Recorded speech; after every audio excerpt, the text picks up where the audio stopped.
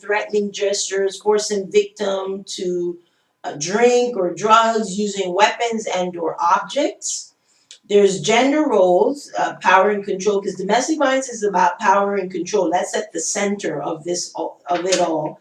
Always claiming to be right, giving commands, using religion, culture, and or gender roles to impose authority.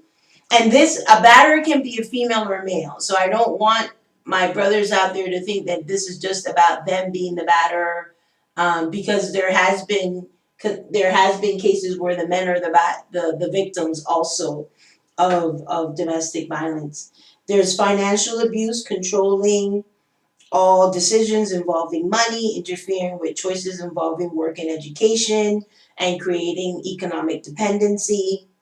There's verbal abuse, name calling, degrading remarks, using words to instill fear. There's sexual abuse, being forceful, threatening, or coercive. One of the things that always came up around the sexual forms of sexual abuse for domestic violence is that if you're married, that you should always, want to say yes. And the thing is that no means no. No matter if you're married to someone or not, no means no, and no one should force themselves on you. Intimidation, so imposing fear by using looks and gestures, destroying things. And then isolation, limiting contact with friends or family. This is a huge piece.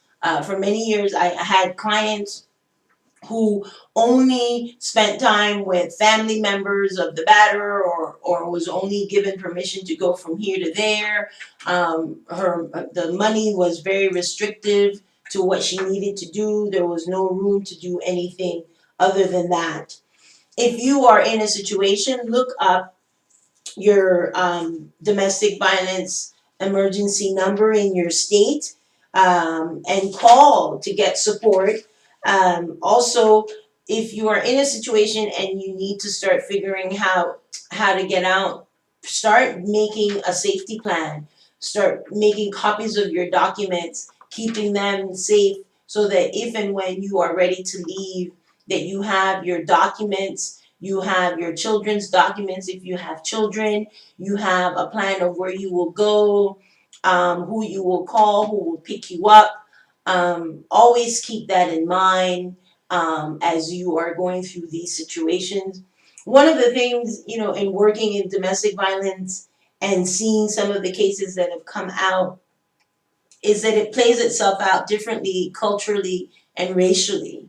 And how, women of color, there was this really great article years back that talked about women of color not trusting law enforcement or the courts to take care of them because of how the courts and law enforcement treated women and men in the community. So they tended to hesitate to call to be helped. And also how the cases would play out in court. So please, it's not sort of a yes and no, a cut and take, an easy way to do it, address this, to live it, to experience this. So if you know someone that is going through that, be a listening ear. Be careful how you intervene, because sometimes the batterer will become more violent if he feels that he or she is giving information about what's going on in the home, and it might become more threatening for her once those doors are closed and she's behind those doors with he or she. One of the things I've learned over the years is that I could help with safety planning and help with support, but I wasn't going home with them. And I had to respect them in making their decision. Sometimes we see folks going through this and we want them to get up and leave now, and we want them to leave right away. And the bottom line is they will leave when they're ready to leave. And we need to be patient with them. For the young girls out there, because I work with young girls, I want you to start paying attention to some of the relationships that you're getting into.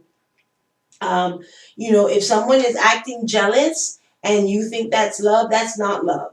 If he wants you to choose between him and his friend, that is not okay. That is already starting to be on the track of teen dating violence. So we need to pay attention. when he becomes violent for no reasons, when he's losing patience and temper quickly, you know,